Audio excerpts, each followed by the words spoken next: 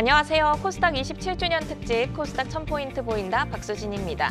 투데이안경 코리아마켓에서는 특집 하반기 코스닥 IPO 기대주와 하반기 코스닥 라이징 스탁 준비했는데요.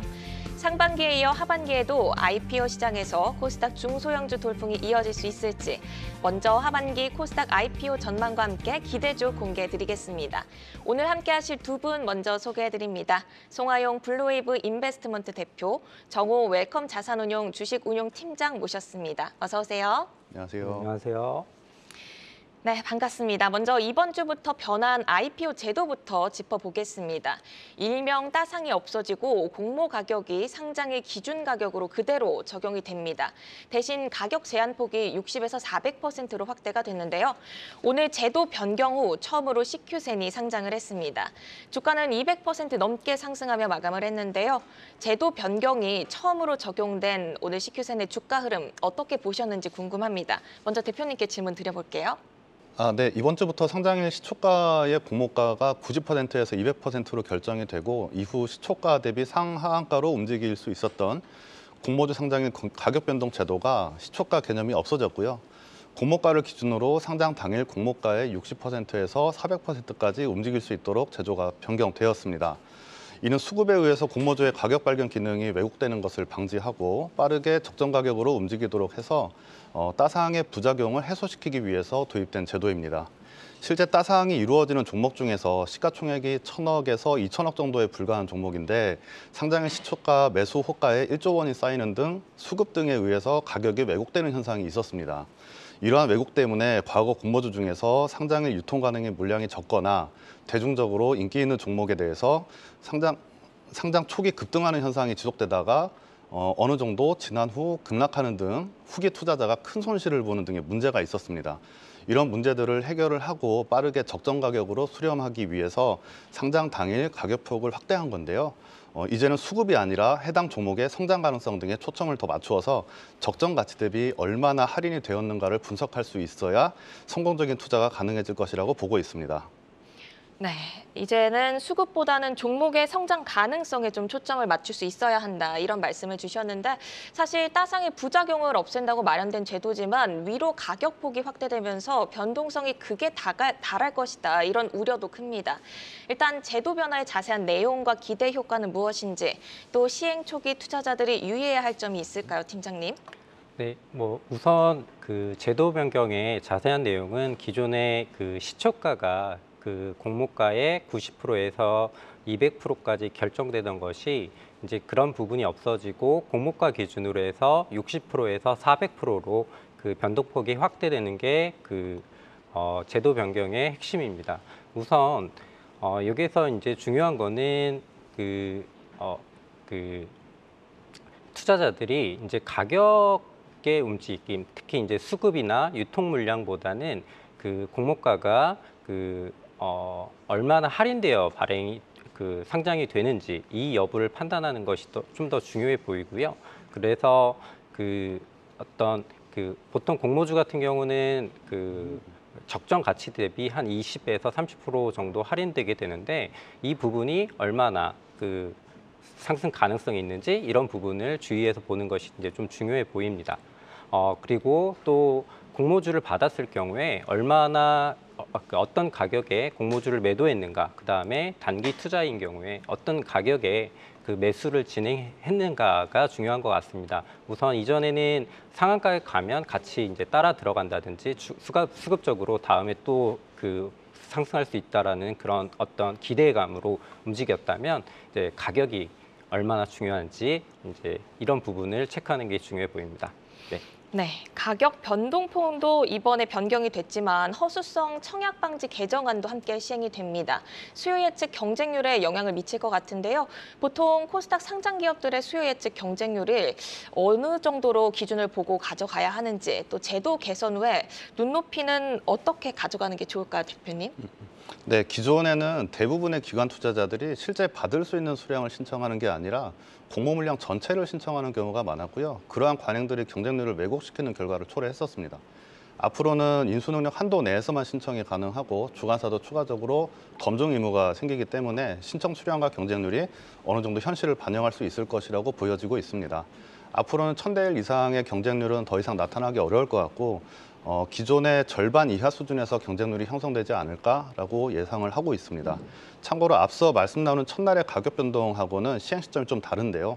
이 제도들은 7월 1일 이후에 증권신고서를 제출하는 기업들부터 적용이 되기 때문에 이 제도가 실제로 적용되는 수혜측 시점은 7월 말 이후의 수혜측이라고 생각하시면 될 것 같습니다.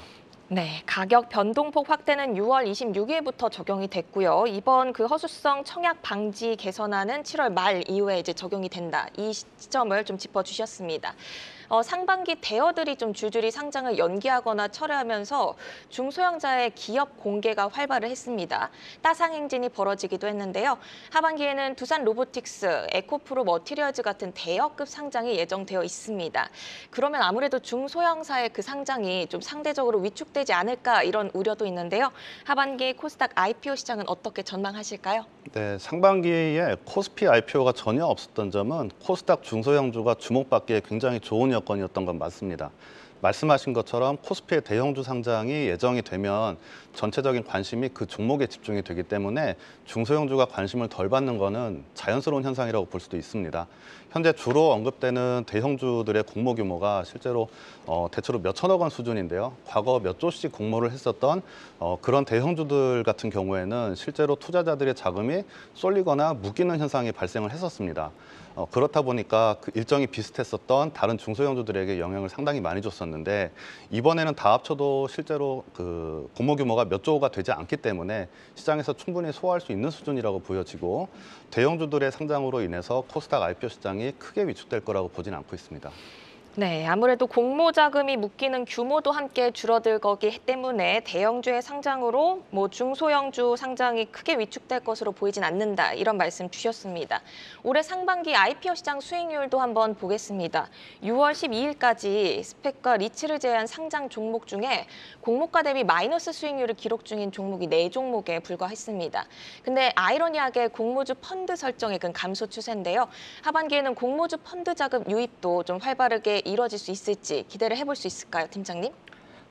우선 20년, 21년 이제 코로나 시대와 더불어서 SK바이오팜, 카카오뱅크, LG에너지솔루션 등 그 전 국민이 관심을 가지는 대형주들이 상장하면서 공모주 시장에 대한 관심이 급증했습니다. 이러한 과정에서 공모주 펀드 설정액도 6조 원이 넘는 등 이렇게 급증했는데요. 그런데 22년도에 그 시장이 급락하고 또 대형주들의 그런 그 수요 예측이 실패하면서 공모주에 대한 관심이 다소 줄어들었고 이에 영향을 받아서 공모주 펀드 자금도 지속적으로 유출이 되었습니다. 그런데 이러한 과정을 거치면서 공모주 자체가 하나의 투자 자산으로서의 그런 인식이 좀 바뀌었고요. 그다음에 시장 자체가 레벨업이 되었다라고 판단하고 있습니다. 우선 지금 현재 그 하락 속도도 확실히 줄어들어서 안정적인 수준에 이제 도달했다고 판단하고 있고요. 그다음에 하반기에는 공모주 시장도 또 중소형주 위주로 지속적으로 좋은 공모주가 IPO 시장에 계속 나올 것으로 예상되고 있어서 과거처럼 급성장하는 수준은 아니지만 조금씩 시장이 커지면서 공모주 그 펀드에도 자금 유입이 가능할 거라고 판단하고 있습니다. 네, 급성장할 것은 아니지만 이제는 좀 공모주 펀드에도 안정적으로 시장이 커질 것이다 이런 말씀이셨습니다. 상반기 코스닥에 상장한 라운텍, 슈어소프트테크 같이 스펙 합병한 그런 상장한 기업들도 많았는데요. IPO와는 어떻게 다른지가 좀 궁금합니다. 특히 좀 눈여겨봐야 할 내용이 있을까요? 네, 상장을 준비하는 내용이나 심사 기준은 동일하다고 보시면 됩니다. 다른 부분이 있으면 거래소의 심사 승인 이후의 절차가 다른데요. IPO 같은 경우에는 공모를 통해서 상장을 하고 스펙 상장은 이미 상장돼 있는 스펙하고 합병하는 방식으로 상장한다는 차이가 있기 때문에 일반 공모 대신에 주주총회 절차가 있다라고 보시면 될 것 같습니다. 스펙 합병에서 가장 중요한 부분은 합병 비율이 적정한가를 살펴보시는 거고요. 이건 IPO에서 공모 가격을 어떻게 정했는가와 같은 개념이라고 보시면 되는데 공모 절차가 없기 때문에 언론에서 내용을 많이 다뤄주지는 않고 있습니다. 그렇기 때문에 증권신고서를 직접 참고해서 그 산출 근거를 확인하시기를 권합니다. 만약 본인이 스펙 주주인 경우에는 합병 비율이 불리하다고 판단되시면 주식 매수 청구권을 행사해서 스펙이 되사가게 요구할 수 있는 차이도 있습니다. 네, 스펙 합병의 경우에는 그 합병 비율이 적정한가 이게 가장 중요하다란 말씀 주셨는데요. 사실 신규 상장주의 경우 오버행 이슈가 또 꼬리표처럼 붙게 됩니다. 기간마다 좀 다르게 락업이 설정되어 있고 이 락업 물량이 좀 해제돼도 모든 물량이 다 나오는 건 아닌데요. 그럼 지분 구조에서 어떤 물량들을 좀 경계하는 게 좋을까요? 네, 보통 그 신규 상장 공모주의 경우에 대략 10에서 한 30% 정도 신주를 발행해서 상장하게 됩니다. 근데 이러한 발행 물량 중에서 이제 기관이 보호 예수를 하지 않는 물량과 기존 공모 물량, 수 등이 전체 주식 수 대비 이제 과도한 경우에 그 오버행 이슈가 발생하게 되는데요. 주로 이제 코넥스 이전 상장이라든지 그 전략 그 재무적 투자자들의 보호 예수가 해제된 물량이 과도하게 많은 경우가 이런 경우에 해당합니다.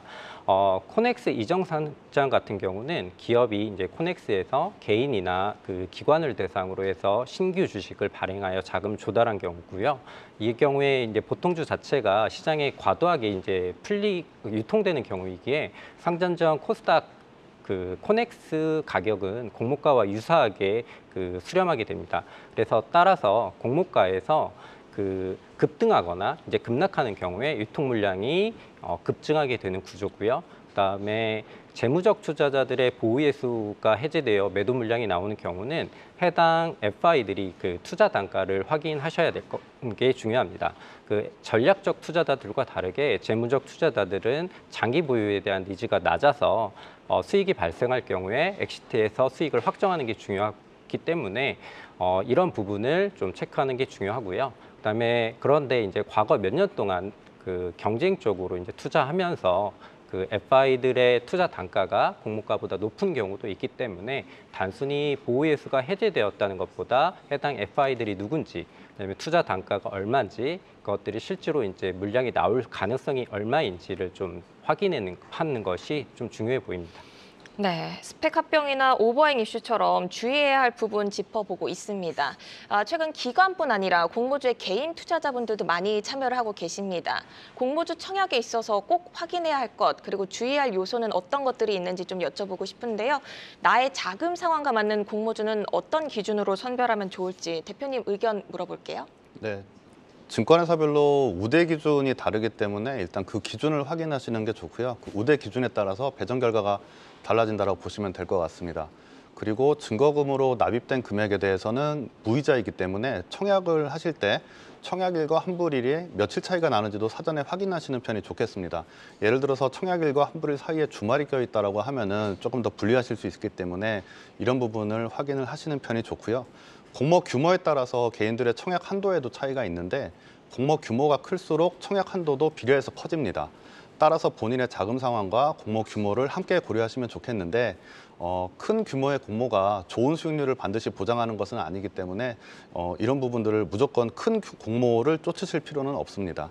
실제로 대형주와 중소형주의 상장 일정이 겹칠 경우에는 중소형주의 가격이 상대적으로 싸게 결정될 가능성이 있고요. 이럴 때 회사 입장에서는 조금 안타깝겠지만 개인 투자자 입장에서는 전략적으로 중소형주를 선택하는 것도 고려해 보실 수 있을 것 같습니다. 네, 며칠 동안 공모 자금이 묶이는지 그리고 전략적으로 좀 어떻게 중소형주를 더 청약을 해야 하는지 이 부분 좀 짚어주셨습니다. 사실 공모주 펀드를 활용해서 공모주에 투자하는 방법도 있는데요. 직접 청약하는 것보다 이 펀드에 투자할 경우 어떤 장점이 있는지도 궁금합니다. 어떤 시장 상황에서 이 펀드를 활용하면 좋을까요, 팀장님? 네, 그 공모주 투자하는 방법은 주로 그 상장 전인 비상장 주식에 투자하는 방법, IPO에 그 청약하는 방법, 공모주 펀드에 투자하는 방법 등으로 나뉠 수 있는데요. 제 개인적인 생각으로는 비상장 주식에 투자하는 것은 리스크가 너무 높기 때문에 일반 투자자들은 IPO에 청약하는 방법과 공모주 펀드에 투자하는 방법을 병행하는 게 가장 좋아 보입니다. 우선 IPO에 직접 투자하는 방법은 자기가 잘 알거나 좋아하는 것, 그다음에 인기가 많은 주식의 공모주에 대해서 선별해서 투자할 수 있다는 장점이 있고요. 또 매도 시점 또한 자기가 정할 수 있다는 장점이 있습니다. 그런데 결정적으로 배정 수량이 좀 너무 작다라는 단점이 존재하게 되고요. 반면에 이제 공모주 펀드에 대한 투자는 다양한 우선 배정 혜택을 가진 그 펀드들이 존재하게 되고, 그다음에 운용력들이 그 공모주에 대해서 깊게 분석해서 적절한 가격에 참여하는 형태로 운용돼서 직접 투자의 단점을 상쇄한다고 생각합니다. 따라서 그 직접 IPO에 청약하는 경우에 최소 수량만 청약하고 나머지는 자신의 기대 수익률과 리스크 감내 정도 이런 것들에 부합하는 펀드를 찾아서 투자하는 것이 좋다고 생각합니다. 또 시장 상황에 대해서 질문 주셨는데요. 그 보통 공모주 펀드를 운용하는 입장에서 볼 때는 시장이 부진한 경우에 좀 더 그 수익의 기회가 많다라고 생각을 합니다. 그 펀드 입장에서 가장 수익률에 영향을 미치는 거는 결국 공모주 배정을 얼마나 많이 받았느냐가 이제 가장 중요하게 되는데요.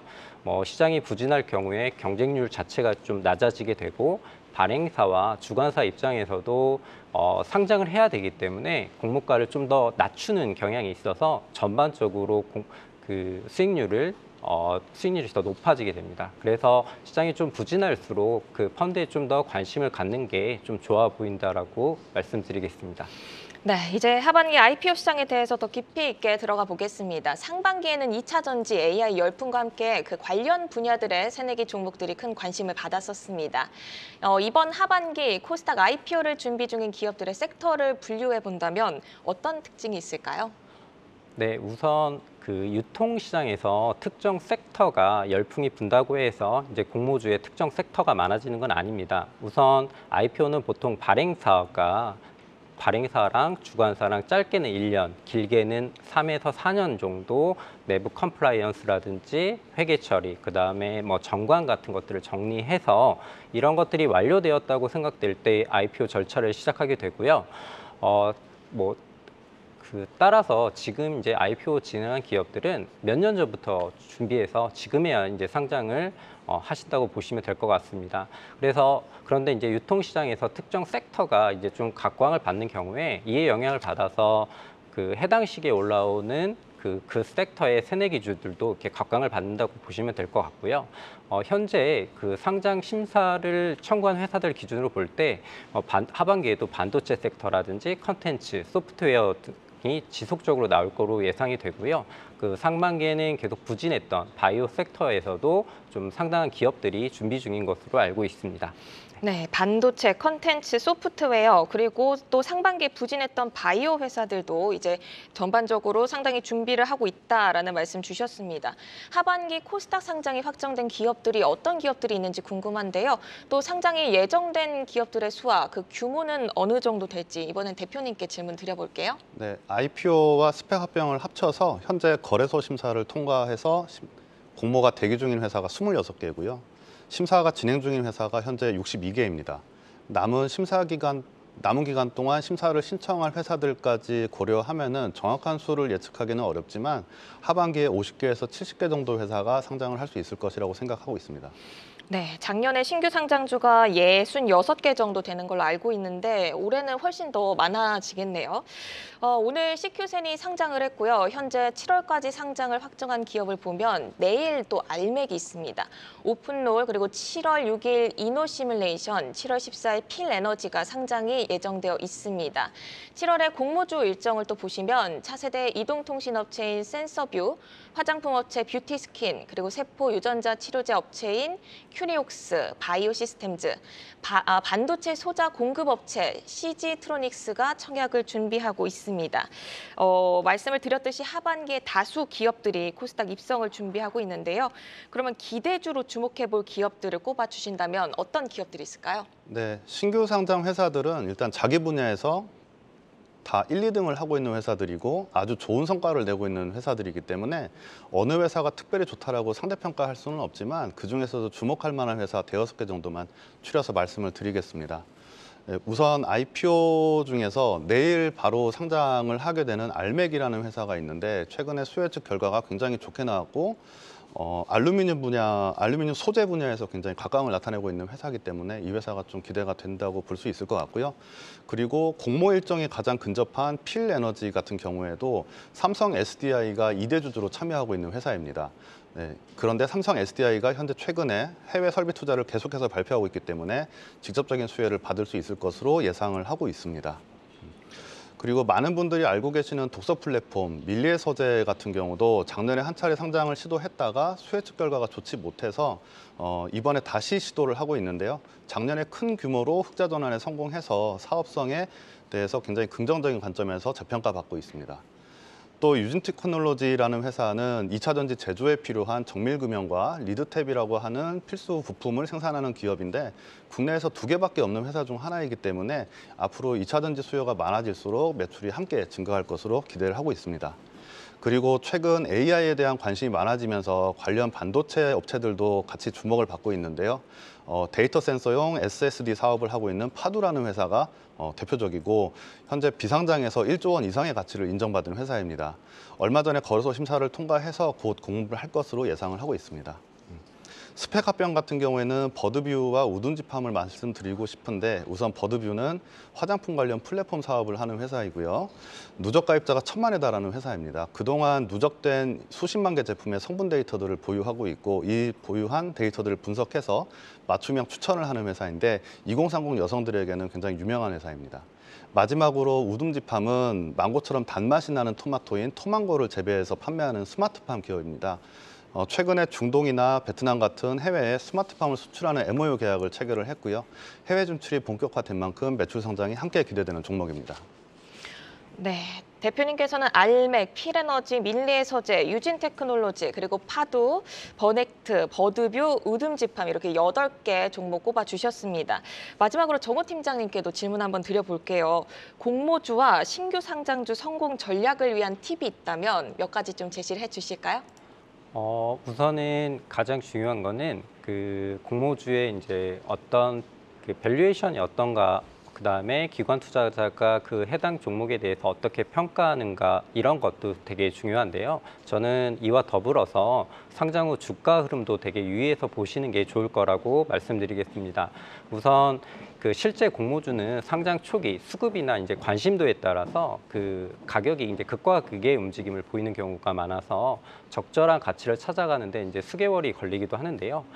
대부분은 좀 잘 모르시겠지만 실제 거래소에서 KRX 포스트 IPO 그 지수가 올해 3월에 이제 등장했습니다. 아직 이와 관련된 상품은 없지만 IPO 전후로 큰 투자 기회가 있는 만큼 주의해서 보시면 좋을 거라고 생각을 합니다. 또한 제도 변경에 따라서 수급에 의한 따상이 없어질 것이라고 기대되는 만큼 IPO에 청약해서 단기의 수익을 내겠다는 것보다 새롭게 그 상장하는 회사가 얼마나 성장할지, 그 다음에 초기 투자의 기회를 잡는다 생각하는 그 생각으로 참여하는 것이 신규 상장 주식의 투자자들에게 더 유용할 거라고 생각하고 있습니다. 네, 저희 투자자분들도 단기적인 수익보다는 성장 가능성에 초점을 맞춘 투자를 해보시면 어떨까 이런 말씀 드리고 싶습니다. 오늘 특집 코스닥 1000포인트 보인다 하반기 코스닥 IPO 전망에 대해서 송하영 블루웨이브 인베스트먼트 대표, 정호 웰컴 자산운용 주식 운용팀장과 함께했습니다. 함께해 주신 두 분 고맙습니다. 감사합니다.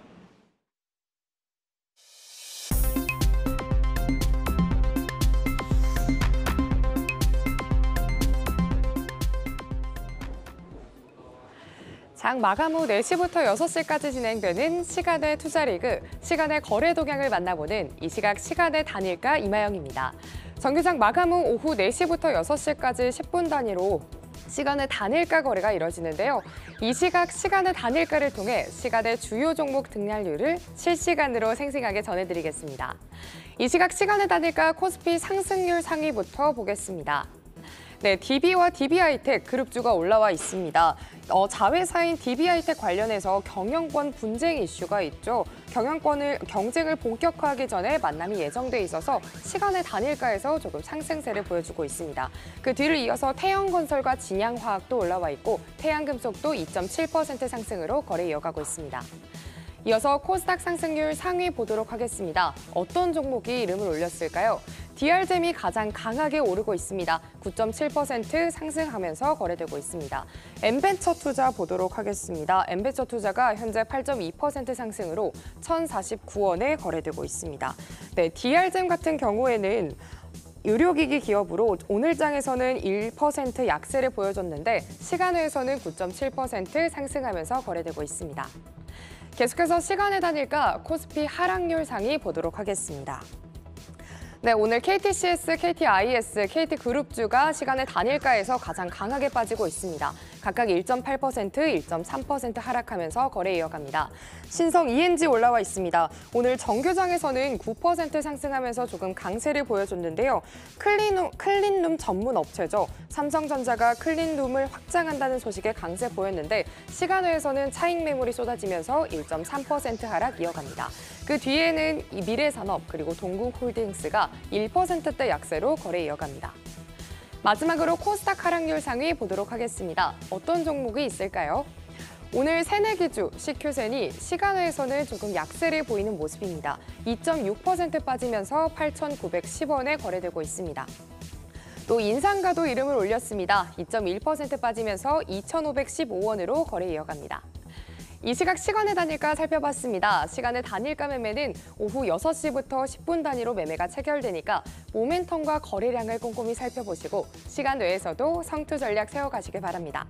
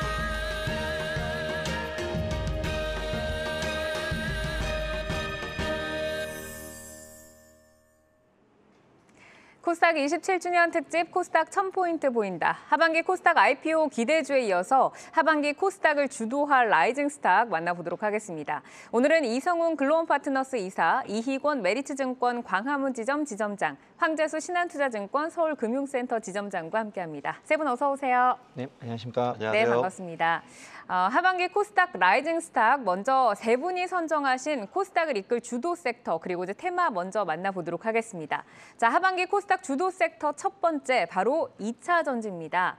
2차 전지가 약간의 그 기간 조정이 다소 좀 길어지는 듯한 분위기인데 하반기에는 좀 다시 한번 빛을 발할 수 있다라고 보시는 거죠. 이 이유가 어디에 있을지 이성훈 이사께 먼저 들어볼까요?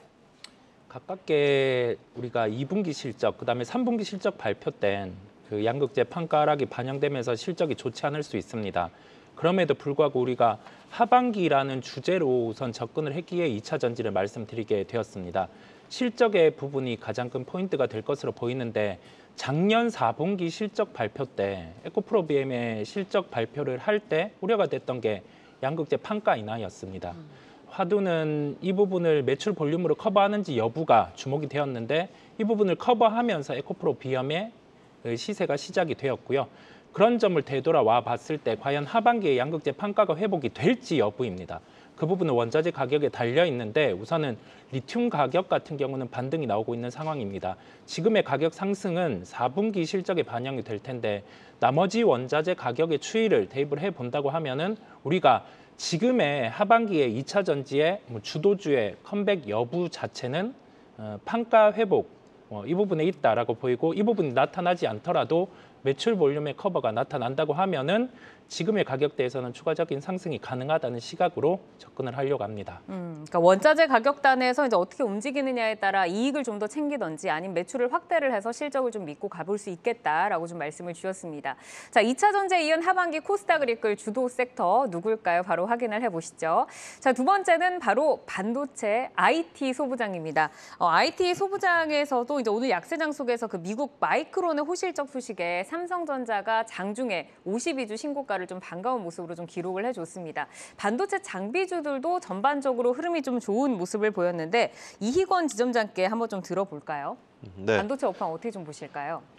생성형 AI 거의 레볼루션급이죠. 이 생성형 AI에 의한 반도체 수혜, HBM이나 메모리 반도체까지 가격을 반등할 것을 기대하고 있습니다. 이런 수혜는 당연 다들 아시고 계실 거고요. 여기에 추가적으로 거침없던 엔비디아의 주가에 다소 제동을 걸었던 이슈는 바로 미국의 이 엔비디아 칩의 중국 수출 규제가 지금 발목을 잡고 있습니다.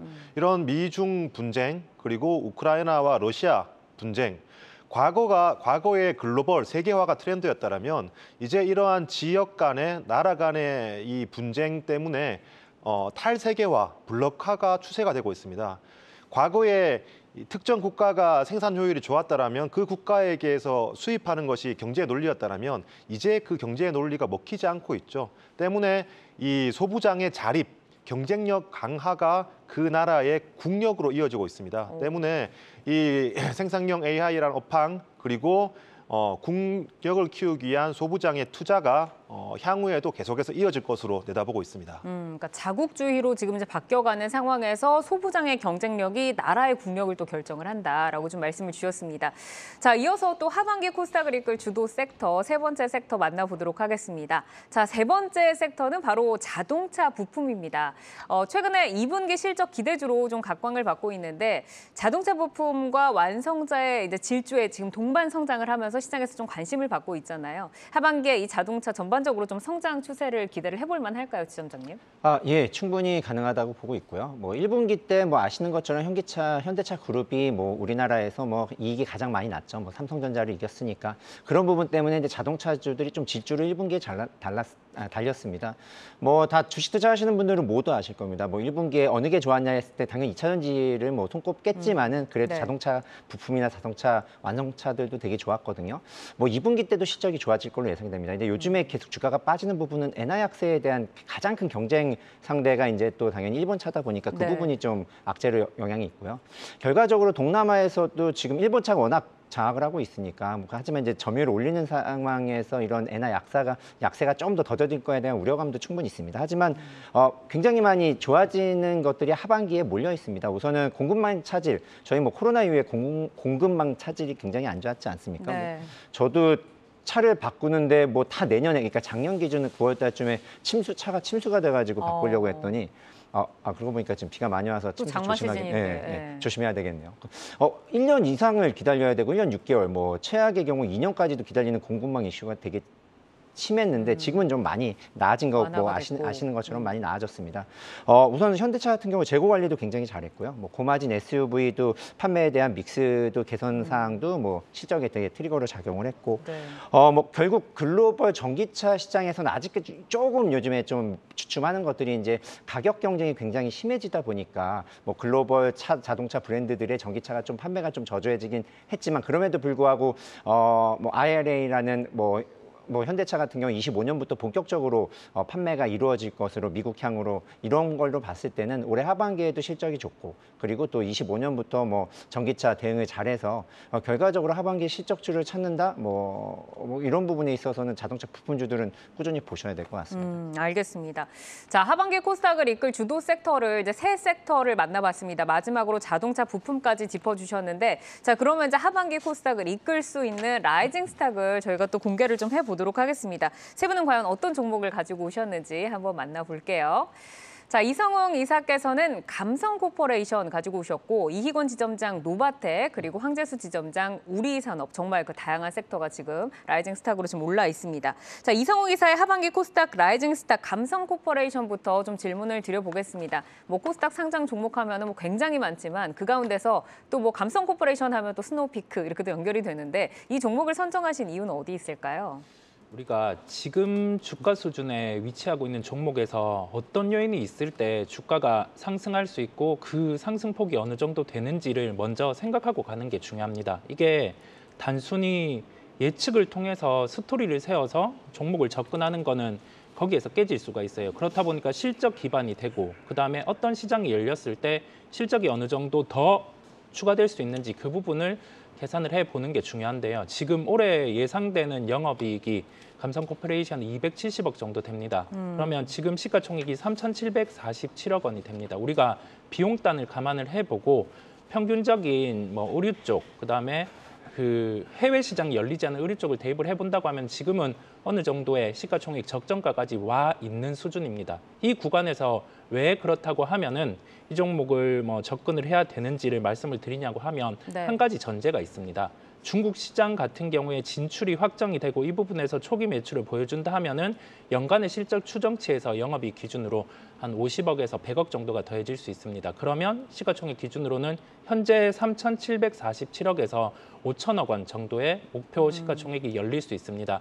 이 부분을 감안을 하고 이 종목 같은 경우는 단순히 내일 당장 사야 된다 그런 개념이 아니라 조정이 나올 가능성이 있어요. 2분기 실적에 대한 긍정 시각이 열려 있지만은 시장이 의류 업종 중에서도 뭐 OEM적으로 수급이 분산되기 때문에 뭐 그런 수급적인 조정을 통해서 가격 조정이 나온다고 하면 접근을 하고 여기에서 중국 시장이 열리는 초기 매출을 확인한다고 하면은 뭐 추가적인 상승이 가능하기 때문에 하반기에 주목할 종목으로 가지고 왔습니다. 네, 지금 이제 중국 시장과 또 스노우피크가 또 중국에서 좀 약간 판매 호조를 좀 기대를 해보시는 것 같은데 실제로 중국 시장 안에서의 뭐 인지도라던가 아니면 성장성은 지금 어떤 상황인가요? 지금 중국 시장 내에서 인지도 같은 경우는 뭐 작은 카페 정도가 하나 열린 것으로 보입니다. 그러면 우리가 생각해 볼 점은 여기에서 중국 시장에서 캠핑의 인구 같은 경우가 증가하고 있는지 그러면 이 증가하는 인구 안에서 브랜드 수요가 있는지 여부입니다. 그 부분에서는 실제 그 과거에 데이터를 대입을 해봤을 때 그 캠핑의 인구를 중국 시장에 대입을 해보면 지금은 이제 해외 쪽에 뭐 브랜드라든지 그런 측면에서도 매출이 증대될 수 있는 요인이 있어 보이고요. 우리나라 또는 해외에서 중국 로컬을 진출할 때는 단순히 브랜드를 통해서 진출하는 게 아니라 거기에 관련된 바이어들이 존재를 합니다. 그렇다 보니까 어떤 업체를 통해서 진출하는지 여부도 중요할 것 같아요. 그렇다 보니 이 종목을 관찰하고 계신 분은 중국 시장에 진출할 때 어떤 업체와 함께 그러니까 합작사가 또 중요하겠네요. 그렇습니다. 네, 그 부분을 체크를 해보시면 뭐 투자에도 도움이 되실 겁니다. 네, 알겠습니다. 지금 뭐 감성 코퍼레이션의 주가를 좀 보면 6월 달에 이제 4,600원 이제 신고가를 기록을 했습니다. 그 이후로는 조금 다소 횡보를 하고 있는 듯한 모습인 것 같아요. 이 중국에 그러면은 캠핑의 인구가 본격적으로 늘어나기 전에 지금 좀 좋은 매수 기회로 보고 좀 접근을 해야 된다라는 말씀이실까요? 네, 가깝게 지금 종목이 반응할 수 있는 거는 두 가지 사항입니다. 시장에서는 뭐 성장주에 따른 반응들 한 부분이 있고요. 그다음에 2분기에 실적 시즌이 이제 도래를 합니다. 네. 그렇다 보니까 실적에 반응을 할 수 있음을 우리는 뭐 기대를 해볼 수 있겠고요. 가격적인 측면에서 접근을 한다고 하면 우선 지금 매수가 같은 경우는 현재가 이하 정도, 뭐 4,000원, 길게는 한 좀 더 아래로는 3,900원 정도에서 접근이 가능할 것으로 보입니다. 급하게 접근은 할 필요가 없습니다. 왜냐하면 2분기 실적을 확인하고 주가는 추가로 움직일 가능성이 높기 때문입니다. 목표는 아까 시가총액 5천억을 대입해서 5,700원을 제시를 했고요. 손절가는 3,500원입니다. 이 가격은 최근에 거래가 수반된 가격이기도 하고 아마 2분기 뒤에 3분기 실적 같은 경우가 기대감이 낮아진다 하면은 이 가격대를 하회할 수 있기에 손절가를 3,500원으로 지정했습니다. 네, 알겠습니다. 감성 코퍼레이션 이렇게 들어봤고요. 이희권 지점장의 하반기 코스닥 라이징 스탁 노바텍 만나보도록 하겠습니다. 뭐 노바텍이 최근에는 또 신사업까지 확대를 하면서 좀 주목을 받고 있는 것 같은데 이 종목 어떤 매력 포인트 숨어 있을까요? 네. 당장 돈이 되는 신사업이 그야말로 덕지 붙고 있습니다. 저는 세 가지 정도의 신사업에 대해서 주목하시면 된다고 보는데요. 네. 첫 번째로 일단 동사의 본업 같은 경우에 아시겠지만 이 자석을 통해서 태블릿이나 PC에 적용되는 국내 유일한 상장사입니다. 그런데 이 자석의 응용처가 다양하게 확대가 되고 있는데요. 첫 번째로 2차 전지 분야입니다. 재작년에 그 대보 마그네틱 같은 경우에 주가가 2만 원에서부터 9만 원까지 상승을 했습니다. 네. 이 2차 전지를 만들 때 철 같은 경우에는 2차 전지의 위험성을 높이기 때문에 반드시 제거해줘야 되는 요소인데 이 자석을 이용한 탈철기를 만드는 대보 마그네틱의 주가가 굉장히 좋았었죠. 노바텍도 이 대보 마그네틱으로부터 이 주요 핵심 인력들을 채용을 하면서 지금 원래 잘했던 자석을 탈철기에 적용하면서 올해 가시적인 성과를 낼 것으로 보여주고 있고요. 이르면 하반기에 100억에서 200억 정도의 매출액을 가시화시킬 수 있다. 이는 동사의 기존 본업에 대한 이익을 증가시킬 뿐더러 아무래도 적용처가 태블릿 같은 경우에는 멀티플을 7배에서 8배 정도밖에 못 주죠. 네. 하지만 2차 전지 같은 경우에는 20배 이상의 멀티플을 줄 수 있기 때문에 이익과 멀티플이 함께 늘어나는 요소다라고 볼 수 있고요.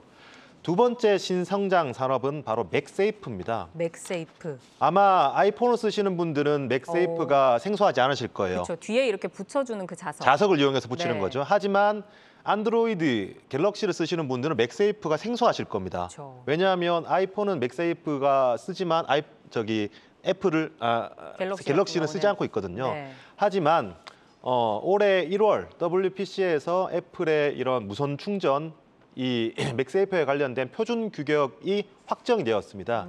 이는 안드로이드 기반에서도 맥세이프 채용이 시간 문제인 상황이고 만약 삼성이든 뭐 오포든 비보든 샤오미든 누구 하나 먼저 치고 나가면 후발주자가 될 수밖에 없기 때문에 이제 시간 문제 필수로 도입해야 되는 상황입니다. 이미 노바텍 같은 경우에는 고객사와 함께 맥세이프를 준비하고 있었고요. 네. 자석 분야에서는 독보적인 역량을 갖추고 있기 때문에 향후 주요 고객사가 뭐 24년이든 25년이든 맥세이프를 도입하게 될 경우에 바로 직접적으로 수혜를 누릴 수 있는 기업이고요. 네. 마지막으로 세 번째 포인트는 폴더블입니다. 작년 폴더블 모델은 폴드만 채용이 되었지만 올해 폴더블 모델부터는 폴드와 플립 함께 채용이 되기 때문에 폴더블의 흥행과 상관없이 동사의 매출액과 마진을 올릴 수 있는 요소이기 때문에 이 신성장 사업으로 인해서 올해 사상 최대 이익 그리고 내년에도 사상 최대 이익이 예상이 됩니다. 지금 매력 포인트 3가지로 좀 나눠서 설명을 해주셨는데 뭐 덕지덕지라고 표현을 해주셨어요. 그러면 이런 호재들을 가지고 어디까지 가격이 갈 수 있다고 보세요? 이미 지금 신고가 영역인데. 사상 최고가를 돌파할 것으로 보여지고 있고요. 목표가는 55,000원 그리고 손절가는 35,000원.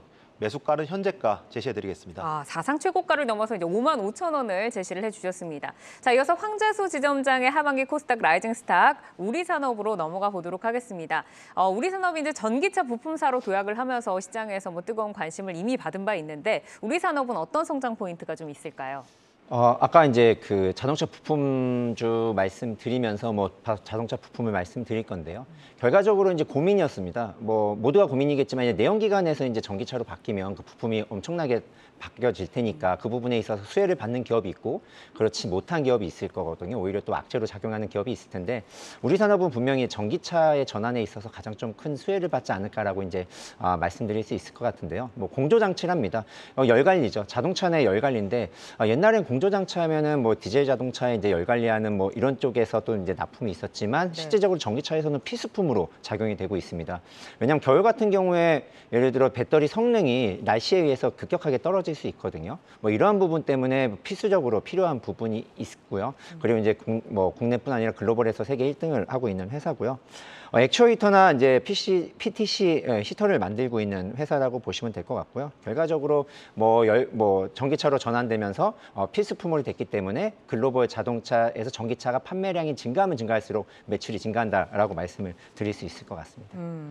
지금 우리 산업 같은 경우에도 사실 뭐 2주 정도 동안 뭐 계속 열심히 올라오면서 오지비 신고가를 지금 쓰고 있고 최근에는 그 기관이 좀 연속성 있게 매수를 해준 것 같습니다. 그러면 역시 신고가를 딛고 뭐 사상 최고가까지 보시는 걸까요? 예, 그렇다고 말씀을 드리고 싶은데요. 뭐 주가는 사실 알 수 없기 때문에 너무 조심스럽게 말씀드리긴 합니다. 우선은 뭐 열관리 부분에 있어서 매출액이 이제 지금 1,900억, 2023년 기준으로 1,900억 예상인데요. 결과적으로 27년까지는 1조가 넘는 열관리 부품을 납품할 걸로 이제 계획을 잡고 있습니다. 지금 수주라든지 또 그리고 글로벌 뭐 완성차 업체에서 요구하는 부분이 있을 경우에는 있으니까 뭐 충분히 달성할 가능성이 높고요. 뭐 슬로바키아 공장 3배 증설이라든지 북미 자동차의 조지아 공장에다가 건설하고 있는 부분 이런 부분은 분명히 지금 늘어나는 전기차 시장의 이제 수혜라고 볼 수 있고 그에 따라서 생산을 한다라고 보는데요. 네. 2년 동안 적자를 보였거든요. 이 부분은 뭐 아까 서두에서 말씀드린 대로 반도체에 대한 이슈, 그러니까 뭐 자동차 반도체에 대한 이슈라든지 물류비에 대한 이슈가 있어서 적자가 났지만 최근 들어서 해소가 됐습니다. 뭐 그 부분은 실적으로 나올 것 같고요. 올해 예상은 조심스럽지만 그래도 1분기 기준으로 했을 경우에는 뭐 200억 가량 나지 않을까라고 보고요. 목표가 꽤 높게 잡았습니다. 뭐 3만 원까지 말씀을 드리고 싶고요. 또 뭐 단기간에 올라서 부담은 있지만 어차피 하반기로 갈수록 2분기보다는 3분기, 3분기보다는 4분기 실적이 증가할 가능성이 높기 때문에요. 중국 계속적으로 우상향할 것 같습니다. 알겠습니다. 세 분의 라이징 스탁 이렇게 만나봤는데 하반기 코스닥 라이징 스탁 이성웅 이사의 감성코퍼레이션, 이희권 지점장의 노바텍, 그리고 황재수 지점장의 우리산업까지 만나봤습니다. 함께해 주신 이성웅 글로벌 파트너스 이사, 이희권 메리츠증권 광화문 지점 지점장, 황재수 신한투자증권 서울금융센터 지점장 여기서 인사드리겠습니다. 좋은 말씀 고맙습니다. 네, 감사합니다. 시간의 단일가 거래 속 특징주들을 따라가 보는 시간의 단일가 특징주 탑5입니다. 시간의 단일가 거래는 내일장까지 연결돼 움직이는 종목들이 많습니다.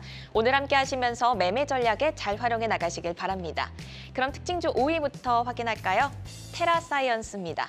최근 사업 목적에 2차 전지를 추가하며 주목을 받았던 종목입니다. 지난 6월 19일 고점을 기록한 이후 하락하다가 오늘 12% 급락이 나왔습니다. 하지만 시간외에서 반발 매수세 유입이 되고 있네요. 3% 상승하고 있습니다. 4위는 금강공업입니다. 강관과 건설용 가설자재 전문 생산업체로 오늘 큰 변동성을 보이다 2% 강세로 마감을 했습니다. 그 강한 기세 지금 이어지고 있는데요. 1.8% 상승하고 있네요. 3위는 알루코입니다. 알루미늄 압출 전문 업체로 네옴시티 수혜 기대감으로 주목받는 종목이기도 합니다. 계속해서 우상향 추세로 좋은 흐름 보이고 있는데요. 오늘은 보합에서 마감을 했지만 시간에서 강하게 반응 올라오고 있습니다. 4% 상승하고 있습니다. 2위 보겠습니다. 와이어블인데요. 중계만 전문 업체로 미국 바이든 대통령의 초고속 인터넷 전국화 방침에 국내 통신 장비주가 최근에 주목을 받았었죠. 지난 화요일 상한가를 기록한 이후 잘 버티고 있습니다. 현재 시간의 거래에서 4% 상승하고 있네요. 대망의 1위 종목은 어떤 종목일까요? DB입니다. 자회사 DB하이텍에 대한 경영권 분쟁 소식이 공시를 통해 전해지면서 지주사인 DB가 강하게 반응하고 있습니다. 80만 주 이상의 거래량 동반하면서 거래량 1위를 기록하고 있는데요. 현재 9.8% 상승한 상한가로 거래가 되고 있습니다. 이렇게 특징주 5개 살펴봤는데요. 시간의 특징주들은 내일장 흐름과 방향성을 같이 하는 경우가 많으니 투자에 참고해보시면 좋겠습니다. 지금까지 시간의 특징주 탑5였습니다. 네, 이렇게 시간의 특징주를 좀 만나보고 왔는데 세 분을 보내드리기 전에 잠시 그 1위 종목에 대해서 질문을 살짝 좀 드려볼까 합니다. 지금 이제 DB가 시간에서 상한가를 기록을 하고 있는데 아무래도 좀 지배구조 다툼에 있어서 지분에 관련된 이슈일까요, 이성우 이사님? 네, 이 부분과 관련해서는 공시가 났습니다. 네, 지배구조와 관련된 부분의 세부적인 내용을 보면 경영권 분쟁에 대한 공시가 나왔기 때문에 주가는 이런 식으로 반응을 하는 거고요. 미리 한번 상승한 경우가 있습니다. 그렇다 보니까 다시금 이 부분에 대해서 경영권 분쟁으로 전고점까지 주가가 도달한다면은 변동성이 커질 수 있습니다. 우리는 본질 가치를 먼저 생각을 하고 그 외의 이벤트 같은 경우는 주가에 지대한 영향을 주기보다 좀 하나의 이벤트로 주가 변동성이 커질 수 있음을 생각을 하시면 되겠습니다. 네, 알겠습니다. 말씀 잘 들었습니다. 자, 특집 코스닥 1000포인트 보인다. 하반기 코스닥에 입성할 기대주와 함께 코스닥을 주도할 라이징 스탁까지 만나봤습니다. 좋은 종목들과 함께 하반기에 성공 포트 전략 세워가시기를 바라고요. 투데이안경 코리아마켓은 방송이 끝난 후에도 유튜브에 라이징 스탁으로 검색하시면 다시 보실 수 있습니다. 오늘도 저희와 함께 해주신 여러분 고맙습니다.